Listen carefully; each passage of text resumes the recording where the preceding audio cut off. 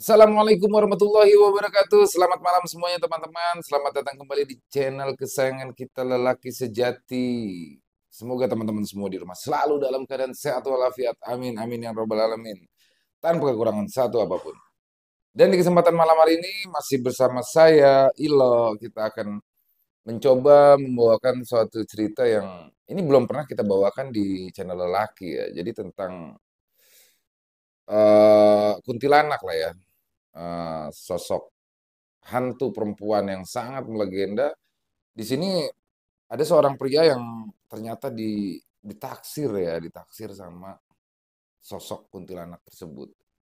Dan sebelum kita masuk ke ceritanya, sekali lagi kita memohon kepada teman-teman semua di rumah yang belum subscribe, jangan lupa klik dulu tombol subscribe-nya agar bisa terus mendapatkan notifikasi dari konten-konten yang akan kami upload selanjutnya. Dan ayo kita pasang headsetnya, lanjut matikan lampunya. Nambah kesahduan kita. Sebuah kisah seorang pemuda yang disukai oleh seorang perempuan. Yang mana ternyata perempuan itu bukanlah seorang manusia, melainkan kuntilanak.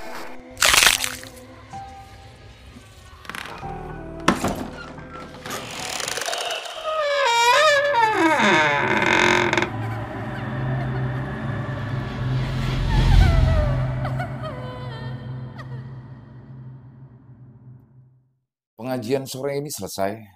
Para santri pun berbondong-bondong keluar dari dalam masjid, lalu melanjutkan aktivitasnya di sore hari ini. Ada yang kembali ke asrama dan ada juga yang sekedar mengobrol dengan teman sesama kelasnya di pelataran masjid atau di tempat lainnya. Yuk nongkrong di depan kelas 3 sana yuk sambil nunggu maghrib. Ucapku mengajak segerombolan temanku yang saat itu sudah kuanggap sebagai saudara-saudaraku sendiri. Yuk jawab semua temanku, bertanda setuju. Nah saat itu tuh aku ditemani oleh 4 temanku yang bernama Abdul, Angga, Cakra, dan Wisnu. Kami semua berjalan ke kelas nomor 2 yang berada dari ujung yang ada di pondok ini. Sejuk ya awalnya sore-sore ini. Terang Angga saat itu dengan menghirup dalam-dalam udara sambil berjalan. Dan sesampainya kami di depan kelas 3, saat itu kami pun duduk di bangku yang berada di depannya. Kami berlima pun mengobrol, ngalor ngidul, lalu membicarakan semua hal yang ingin mereka katakan. Bahkan obrolan kami pun tak luput membahas tentang para santriwati yang cantik dan anggun-anggun yang berada di pondok ini. Nah, seiring dengan obrolan kami yang semakin panjang dan asik, temaram perlahan mengintip datang. Cahaya senja ditemani suara serangga hutan mengintip dari balik pepohonan rimbun yang tumbuh mengelilingi pondok. Pondok yang berdiri di pegunungan dan hutan rimba yang mengelilingi ini terlihat syahdu di beberapa waktu. Salah satunya adalah ketika sore hari. Tapi tak menutup kemungkinan suasana ini berubah menjadi menakutkan saat gelap akan datang. Allahu Akbar, Allahu Akbar. Suara azan terdengar menggema di seluruh sudut pondok. Kami pun semua lekas berjalan menuju musola yang ada di tengah-tengah pondok. Santri yang lain pun juga berjalan dengan kain sarung dan mukena yang sudah mereka kenakan.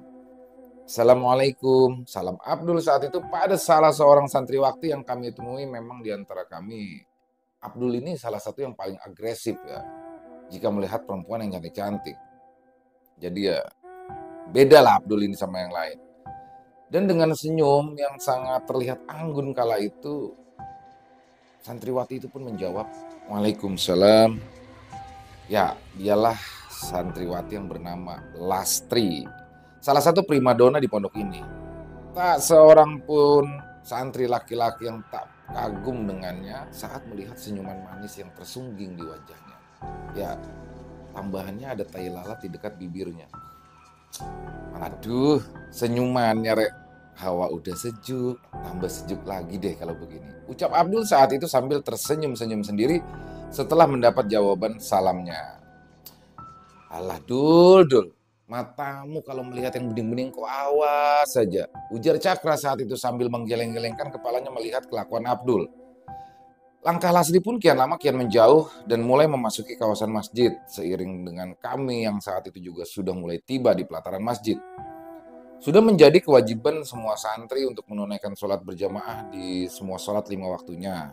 Nah, dan setelah maghrib, sudah menjadi hal yang rutin dan wajib adalah mendengarkan kultum yang diisi oleh para santri yang dilakukan secara bergantian. Setiap harinya, biasa menunggu waktu Isya tiba. Nah, singkat cerita, setelah Isya, makan malam dan kegiatan malam.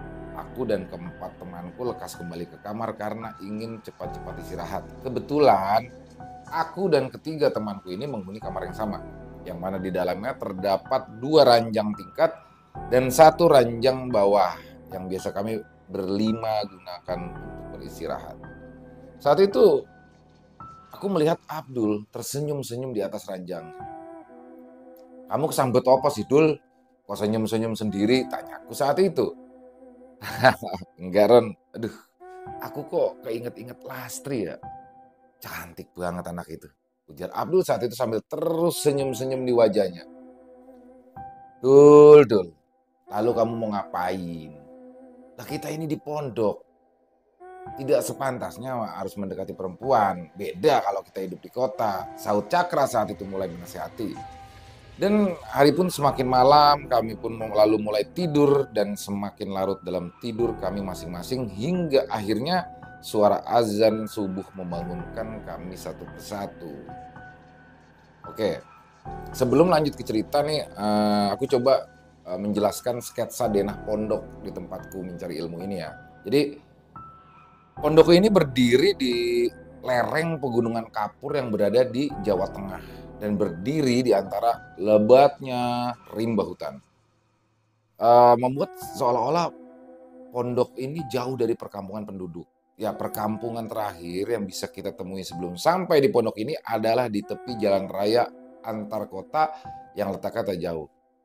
Nah, di sini air yang didapatkan pun berasal dari sumber air yang letaknya di lereng pegunungan dekat dalam hutan dan cukup jauh dari pondok. Kira-kira bisa menghabiskan waktu 15 sampai dengan 20 menit jika ditempuh dengan jalan kaki. Nah, dari sumber air tersebutlah tersambung pipa paralon hingga ke area pondok yang sengaja dibuat oleh pengurus pondok untuk kebutuhan di dalam pondok.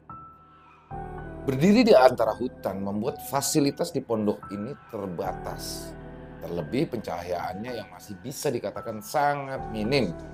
Tapi bagi banyak orang yang mengetahui, pondok ini terkenal sebagai pondok yang mampu mencetak santri-santri unggulan.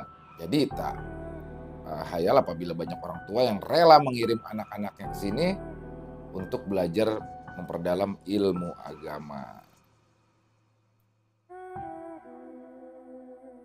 Nah, di hari itu aku pun kembali melakukan aktivitas seperti biasanya ya. Nah, jadi saat itu aku dan teman-teman ini menginjak di kelas 10 aliyah dan sorenya aku lalu kembali nongkrong manis dengan teman-temanku. Jadi setelah Isya nanti kami para santri belajar kitab kuning yang rutin dijadwalkan setiap minggunya. Saat semua santri fokus memperhatikan Ustadz Ali yang sedang menjelaskan, tiba-tiba gelagat Abdul ini terlihat berbeda dari biasanya. Setelah menyadari gelagat yang aneh, aku pun mulai terus mengawasi gerak-geriknya. Tapi ternyata dengan cepat gelagat Abdul ini tiba-tiba berubah dengan drastis. Saat itu Abdul meronta-ronta, mulai meronta-ronta di posisi duduknya dan membuat seisi kelas tiba-tiba kocar-kacir. Ya, benar saja, Abdul kerasukan, entah dari mana. Saat itu disertai dengan suara geraman yang keluar dari mulutnya. Abdul pun mengacak-ngacak semua benda yang berada di sekitarnya. Sontak, para santri laki-laki yang berada di dekatnya mencoba menahan pergerakannya. Termasuk aku, Angga, Cakra, dan Wisnu. Tubuh Abdul saat itu meronta-ronta begitu hebat hingga membuat cengkraman tangan kami terlepas.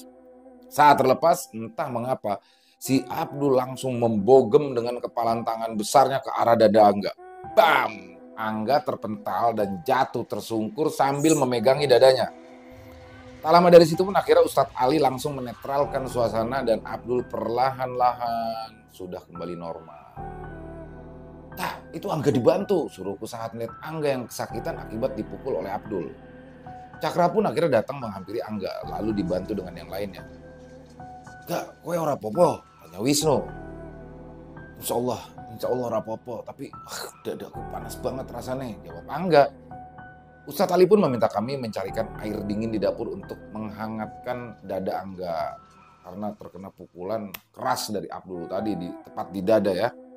Nah, akhirnya kelas malam hari itu dicukupkan karena terjadinya kesurupan ini. Lantas aku pun dan Cakra, Wisnu mengajak Abdul dan Angga untuk langsung kembali ke kamar dan istirahat. Setelahnya barulah Abdul bercerita. Ternyata seperti ini masalah yang terjadi dan menimpanya sejak lama. Saat itu terlihat berbeda ya Abdul. Dia sudah kembali normal lah ya. Nah sekarang Angga yang gantian banyak melamun. Gak, panggilku padanya yang berada di ranjang di sampingku. Belum ada jawaban. Angga, aku Wisnu sambil menepuk kakinya barulah ia menjawab. Yo kenapa? Jawab Angga. Loh, kamu itu kenapa? Kok berubah? Kok ngelamun aja? Ucap Wisnu padanya. Enggak kok, enggak kenapa-napa. Singkatnya, akhirnya kami semua tertidur, tapi entah jam berapa aku pun terbangun karena saat itu ada suara berisik yang ada di telingaku. Saat mataku terbuka, mataku saat itu tertuju pada Wisnu yang sedang mengambil air. Apa nu? Tanyaku. Itu loh, Angga. Nggak tahu dia tadi ngimpi apa, teriak-teriak gitu, kayak ketakutan. Ucap Wisnu. Sontak, aku pun duduk lalu melihat ke arah Angga. Dan dengan nafas yang terengah-engah, Angga pun duduk di atas ranjang. Oh ini kenapa lagi sih enggak? Tanyaku. Udah nih minum air dulu, ujar Wisnu sambil menyerahkan secangkir air putih pada Angga. Gelegak-gelegak, wah diminumlah. Jadi gini, tadi aku tuh mimpi didatangi seorang perempuan yang sangat menakutkan di kamar ini. Nah waktu ia mendekat, tiba-tiba aku bangun. Ucap Angga mencoba menjelaskan padaku dan Wisnu. Wah, kamu tadi tuh lupa berdoa sebelum tidur. Udah, sekarang kita tidur lagi. Jangan lupa berdoa sebelum tidur ya, suruh Wisnu saat itu. Dan akhirnya malam itu kami pun semua tertidur lagi dengan ditemani oleh suara jangkrik dan sayup-sayup terdengar hingga dalam kamar. Serta angin malam yang mulai memasuki kamar melalui ventilasi. Kami semua akhirnya tidur dengan nyenyak, masuk ke alam bawah sadar masing-masing. Dan seperti biasa, kami semua pun terbangun tatkala azan subuh berkumandang dan langsung dilanjutkan dengan aktivitas pagi sampai dengan siang hari. Para santri saat itu mulai berlalu lalang sibuk dengan aktivitasnya masing-masing. Suasana di pondok hari itu pun sedikit berkabut dengan udara dingin yang mulai menusuk melalui pori-pori kulit. Singkat cerita, malam pun tiba dengan suasana yang masih sama. Beberapa pencahayaan di sudut pondok bahkan sampai tak terlihat karena mulai terhalang kabut yang lumayan tebal. Nah karena udara yang cukup dingin, malam itu pun membuat santri beraktivitas dengan menggunakan jaket. Ya, tibalah waktu malam. Seperti biasa, aku pun makan malam bersama keempat temanku yang lainnya. Aku kok bosen ya dengan makanan pondok yang begini-gini aja, gerutu Cakra saat itu di tengah makan. Iya, sama. Aku juga bosen, tambah Abdul. Lah, mau gimana lagi? Yang ada cuma seperti ini, mau keluar. Di luar itu isinya cuma hutan, jawabku. Udahlah, disyukurin aja. Masih untung ada makanan. Kalau nggak ada gimana? Wisnu mencoba bijak. Malam ini Angga terlihat berbeda dari biasanya. Angga terlihat sedikit murung dan seperti banyak melamun sekarang. Entah apa yang berada dalam pikirannya. Lalu jam makan pun hampir selesai. Yuk ke kelas, ajak Angga. Tapi aku mau ke kamar mandi dulu. Kalian duluan aja, ucapku saat itu. Aku juga mau Ron, bareng. Aku juga dari tadi udah gak nahan. Sahut Abdul. Nah, aku juga bareng, ucap Wisnu. Jadi sekarang yang lebih dulu ke kelas adalah Angga dan Cakra. Sementara aku, Wisnu, dan Abdul menuju kamar mandi terlebih dahulu. Nah selesai, aku, Wisnu, dan Abdul pun langsung melangkahkan kaki ke arah kelas yang akan kami gunakan untuk melanjutkan kegiatan pembelajaran di malam itu. Tapi tiba-tiba langkah kami bertiga pun terhenti di jarak 20 meter dari kelas yang akan kami tuju. Tatkala saat itu kami melihat seorang santri di kelasku yang berlari kocar-kacir. Ada apa itu di kelas? Tanyaku. Ya iya, ada apa? Sudah, ayo buruan ke sana. Ajak Wisnu. Kami bertiga pun segera berlari ke kelas dengan pikiran yang bingung. Ada apa yang terjadi di sana? Aku menelan ludahku sendiri setelah saat itu aku melihat keadaan di dalam kelas. Di situ aku melihat Angga kejang-kejang di atas bangku yang ditempatinya sambil beberapa orang lainnya berusaha membantu menyadarkannya termasuk Cakra. "Gak, kenapa kowe?" teriak Abdul sambil berlari menghampirinya. Aku dan Wisnu pun membuntuti dari belakang. Nafas Angga tersengal-sengal seperti orang ayat, tatapan matanya tajam ke arah depan kelas. Keadaan kelas malam itu mencekam, bercampur tegang. Ustadz yang akan mengajar malam itu pun juga belum datang saat itu.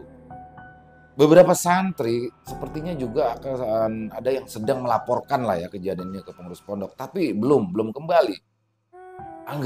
Angga, panggilku bersautan dengan yang lainnya sambil menepuk-nepuk bahu dan punggungnya, berharap Angga lekas sadar. Nah, kejadian ini berlangsung hingga kurang lebih 10 menit, hingga akhirnya Angga pingsan dan sadar dengan sendirinya. "Ada apa? Angga kenapa?" kata Ustadz Somad yang baru datang dengan temanku untuk melaporkan kejadian tadi. "Nggak tahu Pak Ustadz, tapi ini Angga sudah sadar sendiri," jawab temanku yang juga membantu yang bernama Fuad. "Sudah, Angga dibawa saja ke dalam kamar. Salah satu teman kamarnya tolong temani, bantu," suruh Ustadz Somad saat itu. Akhirnya aku, Wisnu, Cakra, dan Abdul saling bertatapan bingung. Siapa nih yang berani menemani? "Saya aja deh Pak Ustadz," ucap Wisnu saat itu. Lalu setelah diberikan minum, Angga pun kembali ke kamar ditemani dengan Wisnu. Sementara aku dan santri lainnya pun melanjutkan pembelajaran malam ini. Singkat cerita, kelas pun selesai. Aku, Cakra, Abdul langsung kembali ke kamar. Takut Angga kumat lagi nanti. Apalagi saat itu hanya Wisnu yang menemaninya. "Woi, enggak, kamu kenapa sih?" teriak Cakra saat baru masuk ke dalam kamar. Saat itu di kamar, Angga terlihat murung. Di dekatnya ada Wisnu yang siap siaga mengawasinya. Memang sejak kejadian, Angga berbeda. Dia lebih banyak diam dan terlihat seperti orang yang linglung. Dah, biarin aja dulu, biar Angga istirahat," ucap Wisnu. Malam itu aku, Abdul, Cakra, dan Wisnu pun bergantian terus mengawasi Angga sepanjang malam. Karena kami takut jika terjadi apa-apa lagi kepadanya. Tidurlah kami semua kecuali Wisnu. Saat itu dia mendapat giliran pertama mengawasi Angga. Singkat cerita, tibalah giliranku mengawasi Angga. Saat itu Angga tidur di ranjang sebelah ya. Jadi dia ini di bagian bawah, sementara aku di bagian atas. Jadi bisa kelihatan. Jadi dari atas gini kita bisa ngeliat ke bawah ya. Nah, jam saat itu menunjukkan pukul 2 pagi. Kali ini pandanganku tertuju di wajah Angga yang saat itu mulai menunjukkan perbedaan. Jadi gini, dengan mata yang terpejam, wajah Angga seketika seperti berganti-ganti. Jadi tiba-tiba dia senyum, seperti terus senyum dalam tidurnya, seperti sedang melihat seorang perempuan cantik. Loh, bocah iki edan dah, pikirku dalam hati. Saat itu seperti ingin aku bangunkan, tapi aku coba urungkan lagi karena hanya sebatas itu, takutnya Angga hanya larut dalam mimpi indahnya. Dul. Aku pun mencoba membangunkan Abdul. "Giliranmu Dul, tambahku." "Oh siap." Nah, setelah itu aku tidur lagi. Abdul giliran jaga. Lalu singkat cerita kami semua pun kembali bangun. Saat subuh tiba, Angga dia tampak seperti kemarin ya. Lebih banyak melamun. Hingga satu persatu pun kami mulai menyadari bahwa keadaan ini sudah berlangsung 2 hari lamanya. Kami pun terus saja bertanya-tanya sebenarnya apa yang terjadi pada Angga. Raganya seperti sehat-sehat saja, tapi seperti ada yang terjadi di dalam pikirannya dan tidak seorang pun mengetahui. 2 hari setelah kejadian Angga yang kejang-kejang di dalam kelas itu, ada sesuatu yang janggal kembali terjadi. Dan kali ini lebih parah jika dibandingkan dengan sebelum-sebelum. Saat itu, setelah sholat Isya berjamaah, Wisnu memanggilku. "Angga di mana?" tanyanya. "Hah? Tadi di situ kok sholat," jawabku sambil menunjuk tempat di mana Angga sholat tadi. "Loh, ora ono Ron," jawabnya lagi. "Loh, yang bener," ucapku. Seketika aku pun mengajaknya juga termasuk Cakra dan Abdul untuk segera mencari Angga. Saat itu kami belum melaporkan kejadian ini pada pengurus pondok. Kami berempat berusaha mencarinya terlebih dulu sampai kalau belum ketemu baru kami akan melaporkan. Nah, malam itu di saat santri yang lain tengah makan malam, aku, Abdul, Cakra, dan Wisnu pun sibuk berkeliling pondok untuk mencari keberadaan Angga. Tapi sepertinya usaha kami seperti tidak membuahkan hasil dan jam kegiatan malam pun sudah mulai kembali. Piye Kuron? Tanya Cakra. Sudah, ayo kita laporkan saja ke pengurus pondok, sahut Wisnu yang saat itu juga sama kebingungannya. Dan dengan nafas yang terengah-engah, kami berempat pun berjalan cepat ke ruang pengurus pondok. Hei, kalian mau kemana? Tiba-tiba ada suara yang memanggil kami. Dan saat akan kami cari dari mana sumber suara tersebut, ternyata dia adalah Ustadz Ali yang berada di depan masjid. Disitulah kami akhirnya langsung menceritakan kabar hilangnya Angga. Dan setelah kami menceritakan kronologi selengkapnya, Ustadz Ali pun buru-buru ke ruang pengurus pondok untuk mengabarkan kepada yang lainnya dan langsung meminta seluruh santri untuk mencari Angga. Dan dalam sekejap, situasi pondok pun menjadi gempar akan berita hilangnya Angga. Hampir seluruh santri yang muda sampai yang senior untuk mencari keberadaan Angga yang sepertinya hilang. Ron, ada seseorang memanggilku. Ternyata saat itu Arum, teman sekelasku. Aku tadi lihat Angga jalan pas di depan kelas, tapi pas aku mau tanya nggak dijawab. Angga terus aja jalan gitu Ron, ucapnya. Loh, serius? Tanyaku. Jalan ke arah mana dia? Ke sana. Jawabnya sambil menunjuk ke arah kelas yang berada di paling pojok. Nah, aku yang saat itu sedang berada bersama Abdul pun mulai berkeliling tempat yang dimaksud Arum. Tapi saat itu kami tidak menemukan apa-apa. Hingga aku dan Abdul pun memiliki inisiatif untuk mencarinya ke sumber air yang berada di dalam hutan. Nah, saat itu jam sudah menunjukkan kira-kira jam 11 malam. Sebenarnya ada keraguan padaku dan Abdul untuk mencarinya ke sana karena sumber air ini letaknya lumayan jauh dan berada di dalam hutan. Dengan membawa sebuah lentera, aku dan Abdul pun perlahan memberanikan diri masuk ke dalam hutan tersebut. Saat itu gelapnya hutan ditambah suara serangga memang benar-benar membuat kami semua bergidik ngeri. Sempat terbesit dalam pikiranku takut kalau Abdul kesurupan lagi karena di awal cerita kan Abdul pernah kesurupan ya, tapi semoga tidak terjadi kali ini. Dul, udah jangan jauh-jauh, ucapku karena Abdul berjalan seperti agak jauh di depan sana ya. Nah, akhirnya tibalah kami di sana, tapi saat itu tidak ada apapun. Yang kami lihat hanyalah air yang terus mengucur dan terus mengalir, serta pipa peralon yang tersambung hingga ke pondok. Mendapati tidak ada tanda-tandanya keberadaan Angga, aku dan Abdul pun langsung kembali ke pondok. Nah, setibanya di pondok, aku dan Abdul mendapati kabar kalau Angga sudah ditemukan. Dan alhamdulillah tidak kenapa-napa. Sekarang dia ada di masjid bersama Ustadz dan senior-senior yang lainnya. Alhamdulillah, ucapku dan Abdul. Kami pun bergegas ke masjid. Saat di masjid, aku dan Abdul bertemu Cakra dan Wisnu. Angga ketemu di mana? Tanya aku. Tadi ada senior melihat Angga sedang duduk di depan kelas di ujung pondok sana. Jawab Wisnu. Hah? Demi Allah, aku sama Roni tadi keliling di situ, tapi nggak lihat apa-apa, nggak lihat Angga. Ucap Abdul sambil saat itu terbelalak dengan kaget. Aku pun hanya melamun kebingungan setelah mengetahui kejadian ini dan saat itu mulai berpikir sebenarnya apa yang sedang terjadi pada sahabatku Angga. Hingga belakangan banyak sekali kejadian janggal yang menimpanya. Tak lama, Angga pun keluar dengan dibantu beberapa orang. Ini Angga dibawa aja ke kamar. Suruh Ustadz Ali saat itu pada kami karena tahu kalau kami adalah teman-teman sekamarnya. Nah, malam itu aku, Abdul, Wisnu, dan Cakra pun tetap selalu mengawasi Angga bergantian seperti malam-malam sebelumnya. Di dalam kamar, tubuh Angga pun lemas. Saat itu ia hanya tiduran merebahkan fisik dan pikirannya. Kak, tadi kamu sebenarnya kemana sih? Tanya Abdul. Sambil tiduran pun Angga akhirnya bercerita. Jadi tadi waktu aku keluar dari masjid, gak tahu kenapa rasa-rasanya aku pengen dudukan di kursi depan kelas yang ada di pojok sana. Aku tahu ini kayak aneh, tapi aku nggak tahu kenapa.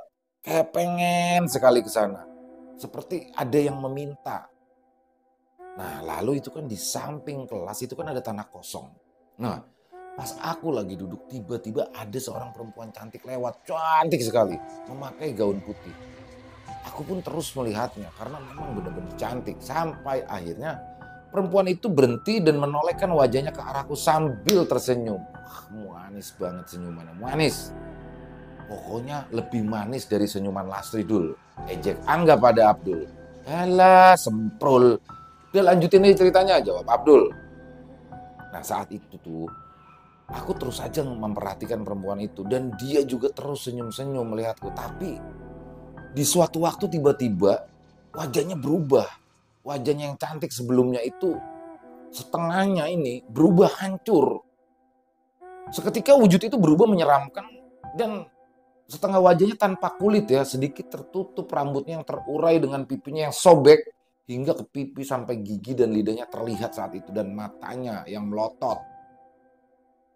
Seketika itu juga aku pun terkejut dan ketakutan melihat perempuan tadi yang awalnya cantik berubah menjadi menakutkan. Dan ternyata ia pun mulai berjalan mendatangiku. Aku ingin berlari tapi aneh, tubuhku seperti tak bisa digerakkan. Aku mau teriak juga nggak bisa, badanku seperti terkunci di sana. Sampai akhirnya ada seseorang yang menepuk pundakku dan ternyata itu adalah Mas Kohar. Seketika itu juga perempuan tadi menghilang dari hadapanku dan entah kemana perginya. Gak, kamu nggak lagi berbohong kan? Tanya Abdul dengan wajah yang sedikit ragu mendengar ceritanya. Ora Dul, serius. Aku juga ketakutan. Aku tuh tadi pengen lari tapi nggak bisa, jawab Angga. Aku tadi cuma berkeliling-keliling di depan kelas sampai nggak kehitung. Tapi aku nggak ngeliatmu. Ya kan Ron, ujar Abdul kebingungan. Aku pun mengangguk. Loh, lalu pas di kelas kemarin tanyaku.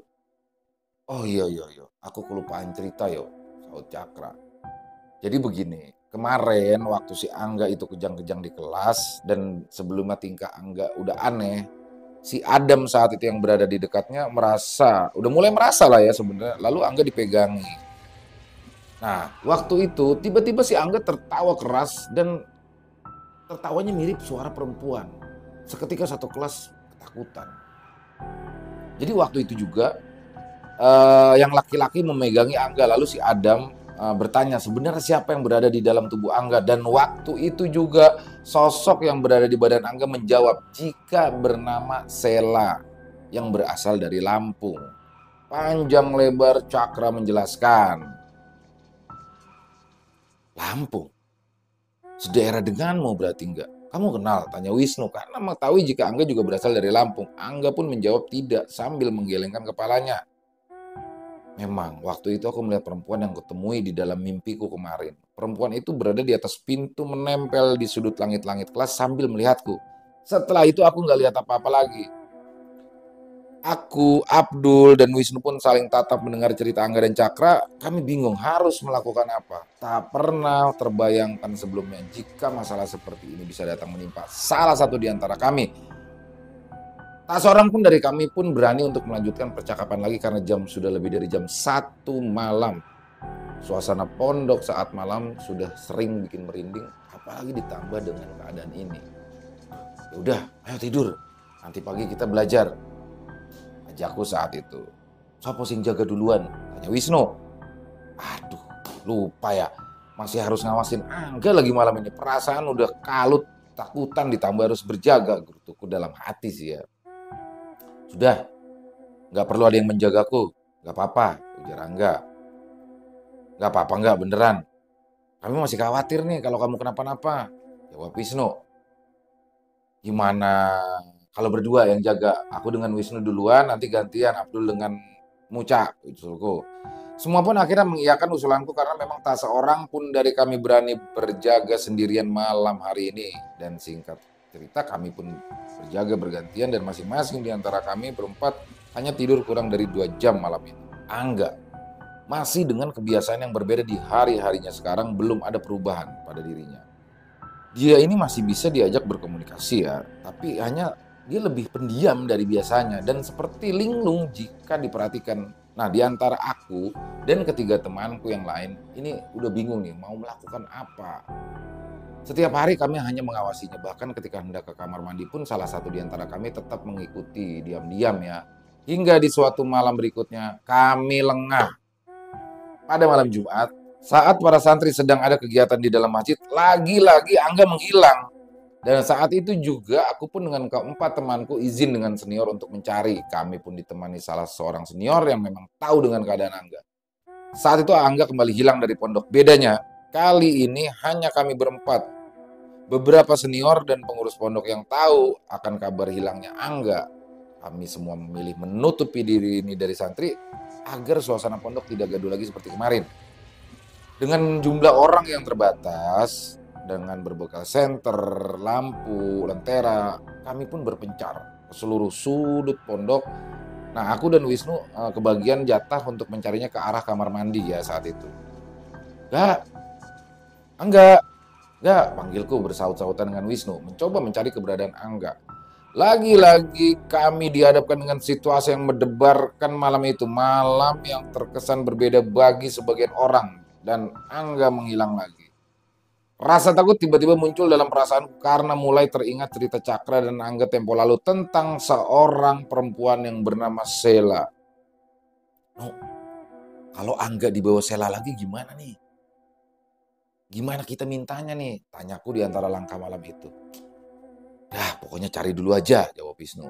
Di kamar mandi pun akhirnya kami berdua tak menemukan tanda-tanda adanya Angga. Lantas kami melanjutkan pencarian di dekat asrama santri perempuan. Nah, saat kami sedang menelusuri asrama, tiba-tiba telingaku mendengar suara rintihan seseorang yang sedang menggigil. Gak. Ucapku saat itu memanggil Angga. Barangkali dia. Tapi suara rintihan itu semakin lama semakin jelas. Nu, dengar nggak Nu? Tanyaku saat itu pada Wisnu. Kami berdua terdiam dan mulai bertatapan. Wisnu pun mengangguk. Itu bertanda bahwa ia juga mendengarnya. Suara rintihan itu semakin jelas. Semakin jelas, keringat mulai mengalir dari balik bajuku. Kepalaku kutengokkan ke segala arah mencari dari mana sumber suara rintihan itu. Dan ternyata dengan jantung yang terus berdetak kencang, kali ini pandanganku tertuju ke arah kamar mandi santri. Astagfirullah, enggak! Teriakku karena saat itu melihat Angga muncul dari belakang kamar mandi. Sontak aku pun berlari menghampirinya diikuti Wisnu di belakangku. Aku sangat terkejut saat itu dengan keadaan Angga. Saat itu ia menggigil dengan badan yang sudah basah kuyup, mukanya pucat dan bibirnya membiru. Tanpa berpikir panjang, aku pun langsung melepas sarungku yang kupakai dan kubentangkan di badan Angga untuk mengurangi rasa dinginnya. Ini aku pun berjalan menuntunnya hanya dengan baju koko dan celana pendek yang aku pakai. Tak lama, semua yang mencari Angga pun sudah berkumpul, lalu mulai menghampiriku dan membawa Angga. Dibawa kemana ini Mas? Tanyaku pada salah seorang senior. Dibawa ke masjid aja. Para ustadz ada di sana, jawabnya. Angga biar ganti baju dulu ya Mas, ucapku. Lalu setelahnya aku dan Angga ke masjid, semuanya sudah menunggu di sana. Di sana, Angga pun mulai dicecar beberapa pertanyaan tentang masalah yang menimpanya belakangan ini. Dan setelah semuanya jelas akar masalahnya, kami berempat pun diminta untuk mencari 10 santri laki-laki untuk dibawa ke situ. Dan ternyata malam ini Angga akan diruqyah. Dan yang melakukannya adalah Ustadz Yahya. 10 santri yang baru datang pun sengaja dipanggil untuk membantu. Semua santri diminta saat itu berduduk untuk melingkari Angga dan berzikir sementara Ustadz Yahya tepat di depan Angga sambil memegangi ubun-ubun kepalanya. Agak lama kejadian ini berlangsung. Lantunan doa dan zikir mengisi seluruh bagian masjid malam hari itu. Tidak ada perlawanan atau reaksi apapun yang ditunjukkan Angga tatkala ia sedang diruqyah. Dia hanya terlihat diam dengan sesekali nafasnya terengah-engah. Nah, ini berlangsung agak lama nih, lantunan doa zikir ya. Hingga singkat cerita, Angga pun selesai diruqyah. Dan beberapa hari setelah itu, Angga pun sudah kembali normal seperti biasanya. Alhamdulillah. Tapi apakah ini sudah selesai? Jawabannya belum. Nah, ini aku mulai bercerita dari sudut pandang yang lainnya ya. Jadi begini. Nah, saat ini kita akan bercerita dari sudut pandang si Angga ya. Jadi kalau tadi kan dari Roni, nah sekarang sebagai Angga. Jadi aku adalah Angga. Selama hidupku, aku belum pernah merasakan sama sekali melihat atau merasakan hal-hal janggal sebelumnya. Semuanya baik-baik saja. Tapi semua ini terjadi pasca tragedi itu di mana saat itu aku membantu menyadarkan Abdul yang sedang kerasukan. Dan ingat dadaku menerima hantaman keras dari tangannya. Pasca kejadian itu dadaku kerap sekali merasakan hawa panas hingga beberapa kali tak tertahankan. Hingga malam tepat setelah kejadian itu aku pun bermimpi didatangi oleh seorang perempuan. Bahkan meneror-neror terus hingga sekarang. Menurutku dia adalah kuntilanak. Dan semua kejadian yang janggal menimpa aku pasti diawali dengan rasa panas yang timbul dari dada. Hingga suatu malam, tepatnya malam Jumat, saat para santri tengah basuh masail di masjid, aku yang baru datang dengan keempat temanku tiba-tiba merasakan panas dalam. Karena sudah hafal kalau ini adalah pertanda buruk, saat itu pun aku mulai berzikir, bersolawat agar tidak ada hal yang tidak kuinginkan. Tapi naas, ini aneh, tapi benar terjadi pada tubuhku. Rasa panas di dalam dadaku pun semakin menjadi-jadi hingga penglihatanku mulai kabur dan pusing. Karena sudah tak lagi tahan dengan kondisi saat itu, aku pun keluar masjid. Tatkala yang lain pun sedang seksama belajar, hingga aku merasa saat itu seperti tak ada yang memperhatikanku. Di luar, keadaanku ini tak kunjung membaik. Rasa panas dalam dadaku juga tak hilang-hilang ditambah detak jantung yang berdebar kencang. Angga. Sayup-sayup suara seorang perempuan memanggilku dari kejauhan. Di mana dia? Siapa dia? Pikirku dalam hati. Setelah ku dengarkan dengan seksama, aku pun bisa mengetahui jika yang memanggilku itu dari arah kamar mandi. Batinku mengatakan, "Gak, jangan ke sana." Berkali-kali batinku mengatakan demikian, tapi entah apa yang terjadi padaku, hingga saat itu pun aku berjalan mendatangi sumber suara tersebut. Aku tak ingat kenapa bisa aku berjalan menghampiri suara tersebut. Aku pun melangkahkan kakiku perlahan ke sana. Di depan kamar mandi, aku disambut oleh seorang perempuan yang kutemui tempo lalu saat sedang di pojokan kelas dengan wajahnya yang setengah hancur, dan dia tersenyum padaku. Senyum yang membuatku seketika bergidik ngeri, tapi sejak dari situ aku kehilangan kesadaranku. Sampai-sampai di dalam bawah sadar aku merasa kalau aku sedang tidur di pangkuan seorang perempuan yang sangat menyayangiku dan parasa sangat cantik. Bahkan dia seperti salah satu perempuan tercantik yang pernah kutemui di dunia ini sampai sekarang. Dengan senyum yang merekah di bibirnya, ia lantas membelai-belai rambutku lembut, sekali lembut. Hingga akhirnya aku pun terbangun dari bawah sadarku yang sempat kukira adalah kenyataan. Tapi apa yang sedang kurasakan tadi benar-benar terjadi sekarang. Aku terbangun tepat di atas pangkuan seorang perempuan dengan tangan yang membelai lembut rambutku. Bedanya, kali ini bukanlah perempuan cantik yang kulihat, melainkan adalah sesosok perempuan yang kusebut sebagai kuntilanak dengan wajah hancur. Dan posisiku sekarang ini berada di tepi aliran air dekat sumber air yang berada di dalam hutan. Sehingga membuat tubuhku kala itu seperti orang yang baru saja selesai mandi, basah kuyup semua. Ternyata firasatku tadi benar, rasa panas yang berada dalam dadaku adalah pertanda buruk. Tapi lagi-lagi aku kalah dalam mengendalikan tubuhku sendiri. Aku sempat menganggap bahwa yang kulihat sekarang adalah mimpi buruk. Kututup lagi mataku, kubuka lagi hingga berkali-kali. Ternyata masih sama.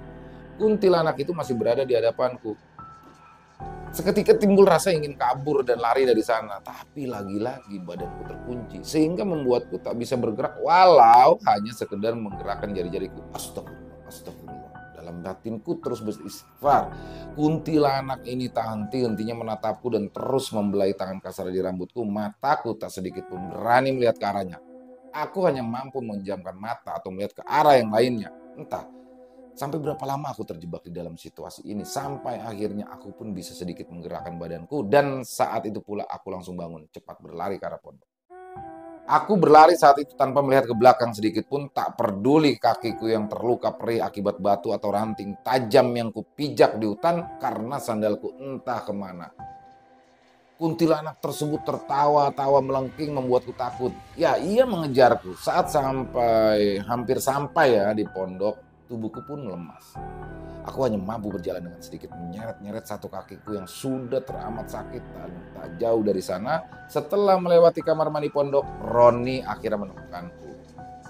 Ia memanggilku dari kejauhan, lantas menyelimutkan kain sarung. Setelah dari itu, Roni mengantarku ganti baju lalu membawa ke masjid. Di sana kedatanganku sudah disambut beberapa ustadz pondok dan senior. "Kamu itu dari mana?" tanya Ustadz Yahya. "Gak tahu Pak Ustadz. Sampai sekarang dada saya sering panas.